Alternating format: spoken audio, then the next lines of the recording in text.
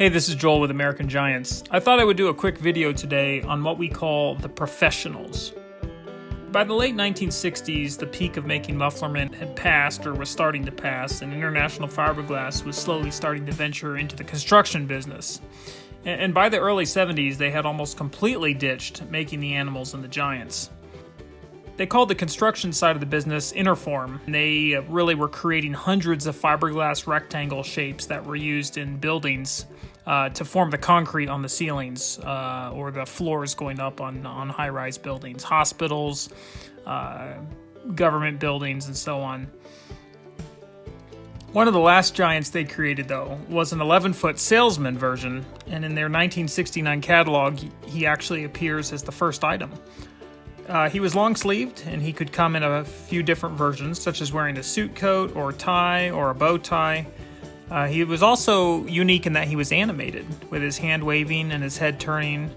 And for just $1,800, you could get him, or you could actually order him unanimated for $1,330. We call them the professionals because a batch of them were made for an aeronautic company or something like that in Southern California. It was a special order, and International Fiberglass made doctors and scientists and a chef and all kinds of cool figures. However, it seems the most common sale was just for gas stations or tire stores, and these guys normally just had a bow tie, and in some cases they had a hat. We know Mobil and DX used them for a time in the late 60s and early 70s. We were able to obtain one last year for Magic Forest for our collection, and at one time we know he stood at the Great Danbury Fair advertising for the Grandstand show. A few other survivors are around, including one recently listed on eBay. He was located in Ellicott City, Maryland.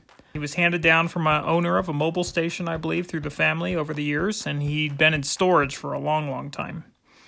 He still had all his old gears and the motor inside, and he was purchased by Obnoxious Antiques a few months back. They fully restored him with a fresh paint job and back to original colors, and they got all his mechanics working again. So now he's the only one that I know of that is fully functional, and he turns and he waves, and it's just one of the coolest things I've seen all year.